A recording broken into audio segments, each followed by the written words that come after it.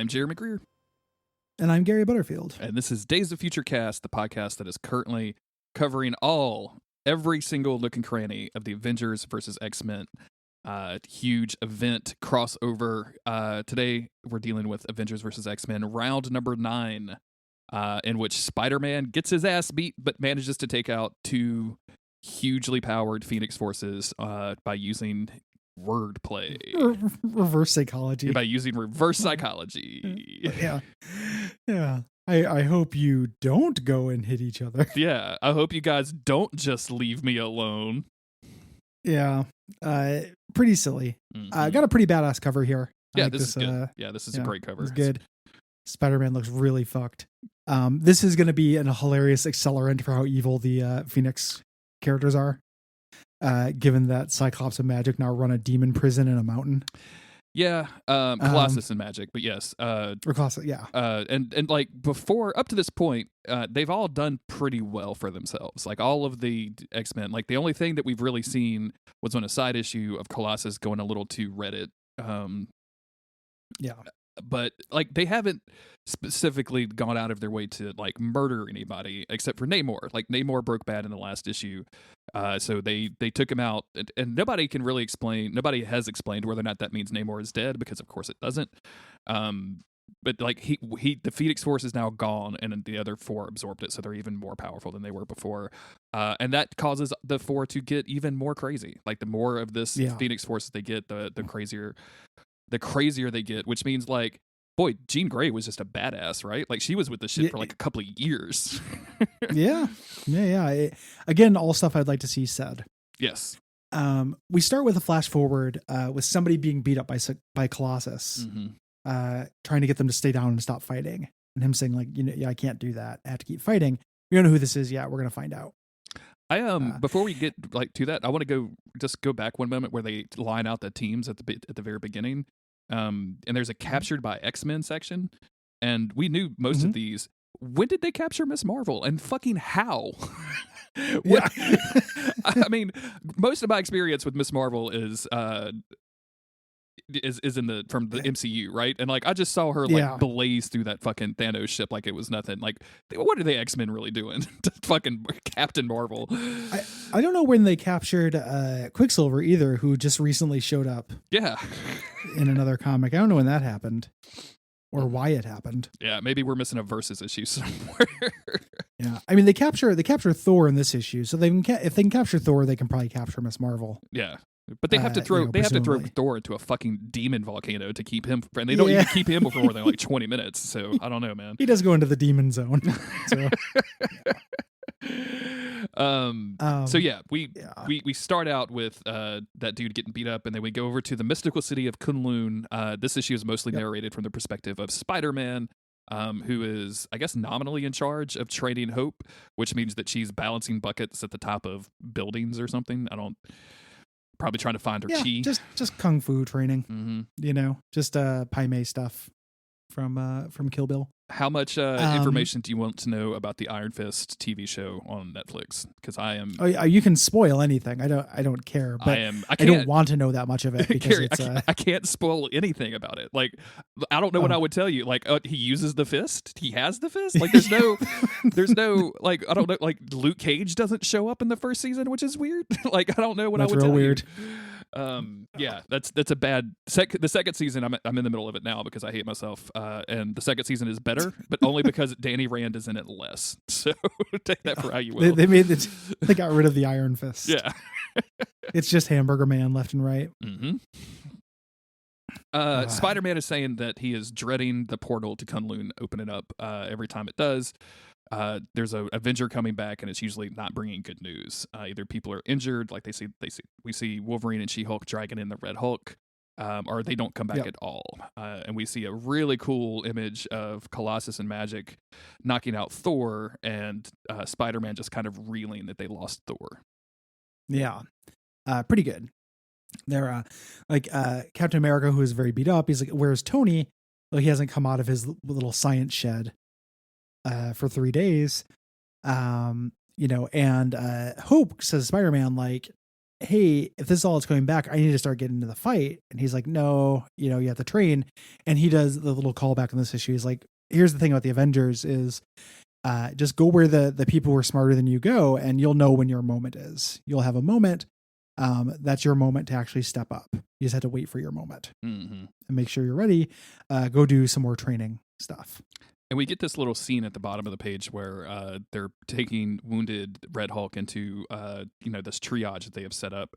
Dude, I love Avengers Hospital. I would read Avengers Hospital. I love Avengers Hospital. Absolutely. Why is George Clooney there? But I love that you cast it. Perfect casting. Like Scarlet Witch walking around with like an IV bag. Look at Beast in the back with like a legit chef's apron or something on, right? Like he's doing surgery. Cook up Giant Man. I just, and also like most useless Avenger time, Captain Britain. Like look at Captain Britain, who hasn't Nobody's done visiting him. anything since he was in space. Yeah, he went out to space and he's just like, I'm gonna sit out the rest of this crossover. Just incredible. Yeah. We jump over to Russia, where Colossus and Magic are putting Thor into the volcano as a team of X-Men are watching from the sidelines, realizing that oh shit, this has gone too far. Specifically Storm, who says like, hey, y'all get out of here. I'm gonna go do this. I'm gonna go handle up on this shit. Y'all need to leave. She's with Pixie, Gambit, and Dust. Yep. And nothing happens with them. They're just gonna go off on their own. Yeah. Here. We cut over to Ethiopia, where Cyclops checks in on Emma Frost to have this meeting, and she's trying to tell him that she's Breaking Bad. Yes. She's like, I could just turn off the Avengers if I want. And he's like, we don't do that. You're sounding like Namor. We're changing the world for the better. They'll come around. He keeps saying that. We won't give them any other choice. And she drops that she knows where they're keeping Hope. Her powers have increased where she can now read their minds, even in the mystical city of Kunlun. And Cyclops runs off without giving her the support she needs to not turn into a ultra villain. Yes. Yeah.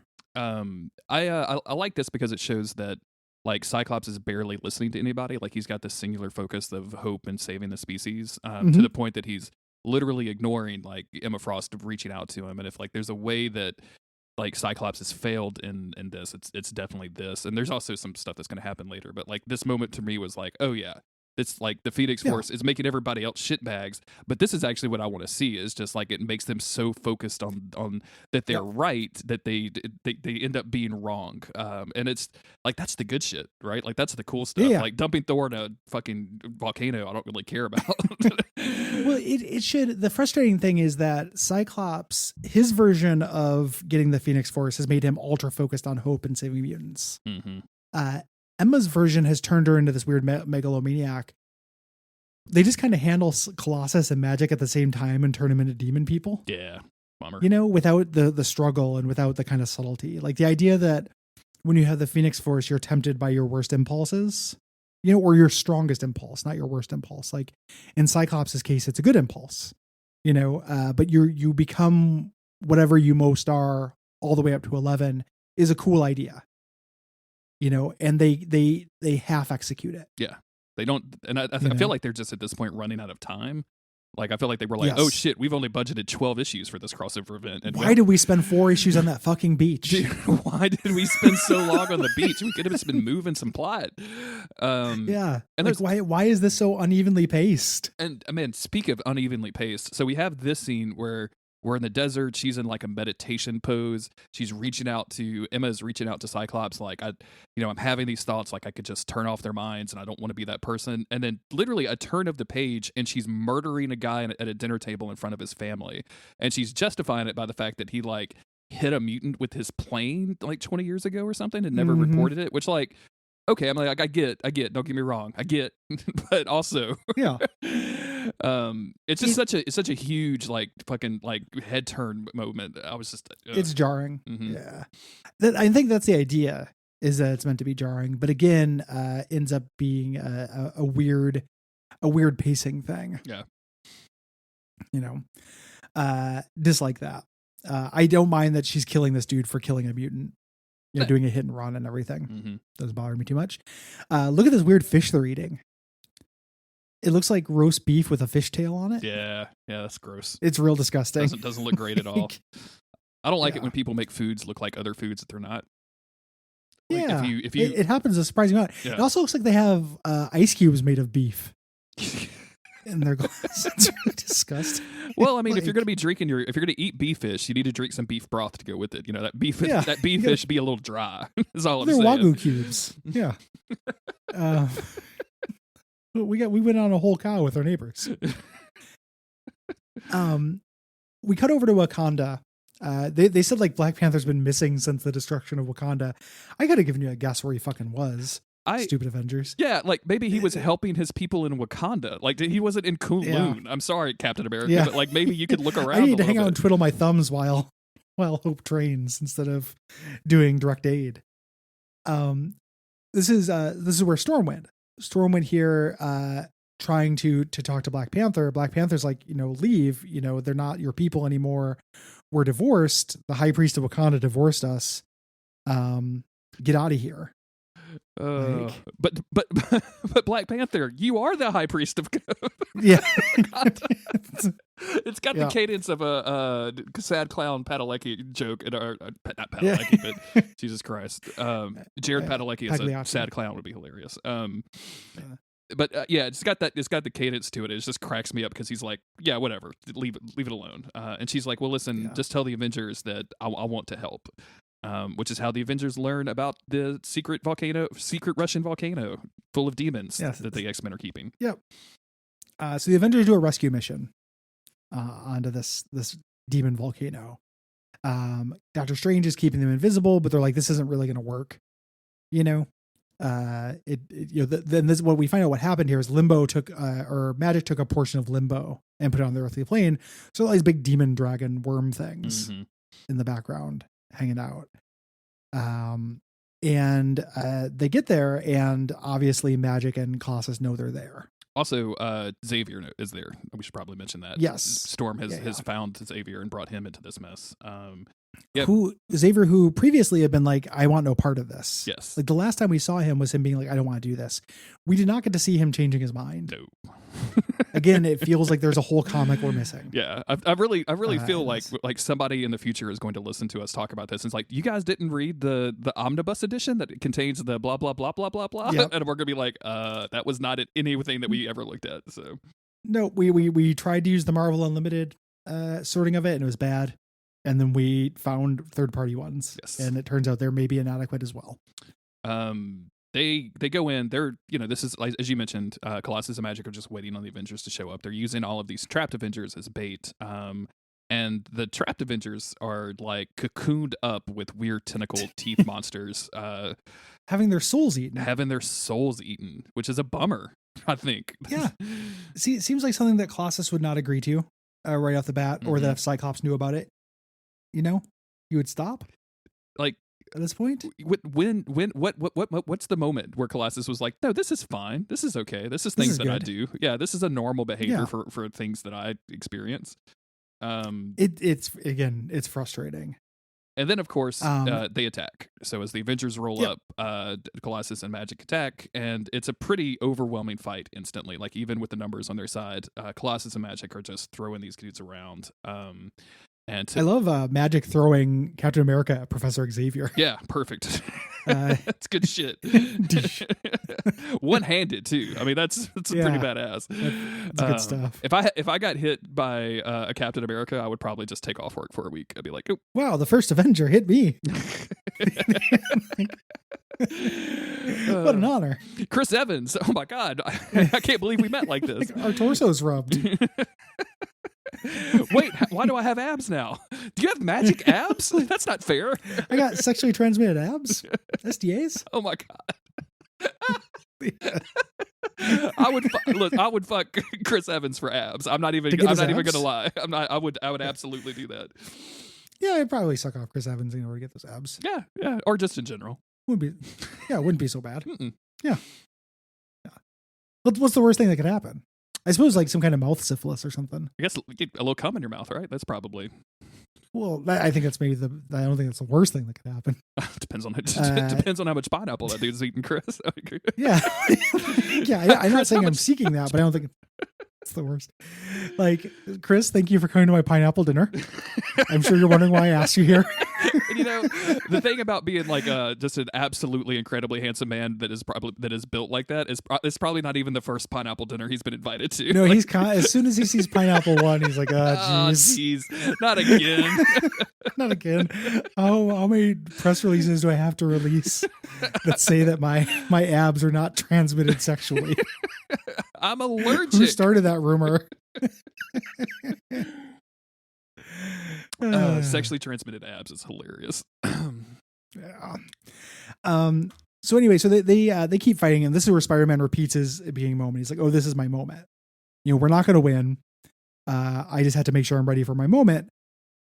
He says to Iron Fist, like, "Tell Hope I meant what I said," and he's going to hold them off. Yes. He's going to use web powers and stuff to make the Avengers escape with the prisoners. Yeah. And this, kind of works. Like they managed to get out. Storm cracks open the side of the mountain, allowing them to have an escape route because they can't use for reasons Doctor Strange can't use his teleportation stuff inside. Did you see Professor Xavier sword fighting with psychic swords? Yeah, I was going to ask you about that. Did I miss something? Whoa! Yeah, I didn't know he could do that. He can make psi blades like Psylocke. Yeah, when did that happen? I feel like Wolverine is going like, seriously, bro? Like of all of the times, have you not done this the entire time we've been on the together? Could you do that while you were in the wheelchair? Like, what the fuck? Yeah. There have been many times when you've walked. Why weren't you in the field? Yeah, dude, you could have just led the team. What the fuck? There's probably some like thing about that we're missing somewhere. Again, in the mysterious missing artifacts of the Avengers versus X-Men crossover. And in the first X-Men Legends game, he's like the hidden last character you can unlock. And I didn't know he that. kind of Nice. does shit like this. Okay. Yeah. Those games are fun. So they escape. Yes. While Spider-Man just getting his ass kicked. Here. And Magic, who's pure evil, is just like, they can't have gotten far. We'll bring them back in chains, and the hell worms will eat well tonight. Like, just brutally evil. Just like again, the last issue, Namor attacked Wakanda, and that was like, whoa. And now, yep. Now everyone's evil. Now the hell worms will eat well tonight. Like, excuse me. Yep. When did we go to hell worm that got territory? Accelerated. Yeah, and Spider-Man like jumps in to fight these dudes, and Colossus just like pounds this dude in the face. And the image is such that Spider-Man should be dead. Like I know that Jean-Claude Van Damme move where he like hits somebody's nose bone into a brain is like not technically real or whatever. Like somebody eventually told me that, but like that's what this is. He's dead. Like Spider-Man is absolutely. It does look dead. like he would be dead. Yeah. So he beats him up. And he won't finish him off, and this makes Magic upset. She's like, finish him off before I finish you both, And Colossus still has a seed of goodness where he's like, stop saying those things you're beginning to worry. This power is getting to you. And he says, maybe I should carry the power for both of us. And this is Spider-Man's is basically to turn them against each other. Yes. Again, reverse psychology works on the cosmic powered super mutants. Yeah. So. Super cool. And they're, for some reason, they are perfectly evenly matched to where they just knock each other out and kill each other at the exact same time. Like the fucking third Matrix movie where they punch each other at the same time. And I hate it. Kaboom. It doesn't make it's so irritating. It goes like, boom. And then we don't deal with these characters anymore in this arc. No, they're just done. That took care of two of them. We had to hurry up. We spent too much time on that fucking beach. Dislike. So they're gone, but now Emma and Cyclops have the power. Mm-hmm. As they get back, as they're teleporting back, they're all beat up. Who shows up at Kunlun except for Cyclops? Yep. Here. And he's there saying it's time to come home. Spider-Man lived, by the way. He manages to stumble out of that like all bloody and broken. And he's he's obviously like not good, so he's probably not going to be around for much more of this Avengers versus X-Men thing. But he had his moment. Like, he's dying. Yeah, he's dying. Somebody call MJ. It's bad. Yep. And that's it. That's AVX number 9. I again, like we've talked about it as we talked about the issue, but like the idea of just simultaneously taking out two of the four most powerful beings in the universe, like as set up by these comic books in one panel of one issue, seems absolutely ridiculous to me. But hey, it's frustrating because that would be one of the joys you could do in this crossover, is showing the Phoenix Five break bad one by one in ways that were very specific to their character. Colossus and Ilyana have histories and conditions that are making this thing possible that they should talk about. We spend so much goddamn time with the Avengers with them crouching over monitors saying, I just can't figure it out. Yeah. Like the next issue is energy readings. Like we're going to get so many, or the issue after that rather, so many people staring at monitors with energy readings. And not even like just talking about the numbers that they're seeing. Like, where are these numbers coming from? I don't know where those numbers are coming from. Yeah, I don't care. It feels like Destiny lore. Like, don't make me go look up where the numbers on a different website. It's fucking frustrating. I don't understand like why they didn't take their time with the Phoenix 5 Breaking Bad. That would be really fun, like a slasher movie almost. As they fell one by one slowly, but it's happening so goddamn quickly. Like this issue is just, Cyclops, it's a big fight. The next issue we're going to talk about. And the issue after that, it's the cover, it's Cyclops versus Emma Frost. For this power, and we just didn't get to see enough of the development of it. Yeah. It's like the right things are happening, but we're not looking at them. Also, and like, and I know this is just a complaint about comic books, but Spider-Man's not walking away from this fight. Like, there's just no way. Like, I'm sorry. Like, I love Spider-Man. He's one of my favorite superheroes. He will always be a favorite superhero of mine. You're not putting him next to two superpowered like cosmic mutants and Phoenix level. Yeah, like just no way. I'm sorry. I'm like, I know that he can overcome anything and all that, but like no way, absolutely not. The way to do, I don't understand why in these comics more people don't just have like their legs and arms broken. Yeah. Right? Like Colossus should have just taken his arm, broke it over his knee. Like he'll recover. Yeah. But he can't fight. Give him a big compound fracture. Dude, if they had broken, I don't want to actually see this, but if they just literally broken all of Captain America's bones, like he would have been in the hospital next to Captain Britain not doing anything. Like you wouldn't have to worry about his. Captain Britain's faking it. You might have been able to do a fun arc with that. Like he's just pretending to be sick to get out of it. Like, Gene Parmesan just like they did in WW2. It just screams and Captain Britain jumps up and runs away. It's like, ha, I got you. Gotcha. But yeah, I just them showing up like with battle damage, like action figures, is unsatisfying. It's not selling the stakes.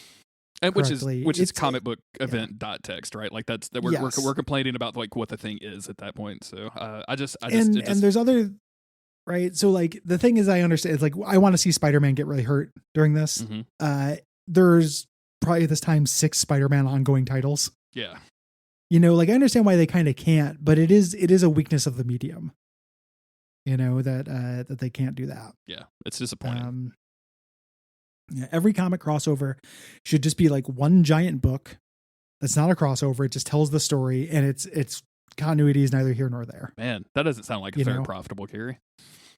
It'd be more and more profitable as comics themselves are not that profitable. It's true. You would just have the Avengers versus X-Men movie. You just tell the one story with all this extra nonsense. God, you think how many years do you think we're away from Avengers versus X-Men MCU? 10? Do you think it'll happen? Do you think we'll see it in a decade? Yeah. It's like a phase 6 thing. Something like that, phase 7 at some point. Because they'll run out of big bads at some point. Marvel doesn't have that many big bads. Unless they start resurrecting people. Thanos is back, everybody. Yeah. Zombie Thanos will be a pretty big pain in the ass. And for some reason, he's played by Deadpool. I don't know what they're going to do when James Brolin dies. Probably just de-age another Brolin or find another Brolin. Age up a smaller Brolin. Yeah. Anywho, if you like the show, head on over to patreon.com/Duckfeed.tv and kick us some dollars. Yes. Support your boys and get some early episodes and bonus shows and stuff. Please do. It's well worth the time and effort to do it. You can also leave reviews for the podcast, and more importantly, just tell all of your friends about it. People have definitely been doing that on Twitter recently, and we thank them for doing so. It was very nice. Yeah, it's very nice of you. And have a good year. Happy 2022. See you in 2023, everybody. We'll be back. Yeah, hopefully. Stay safe.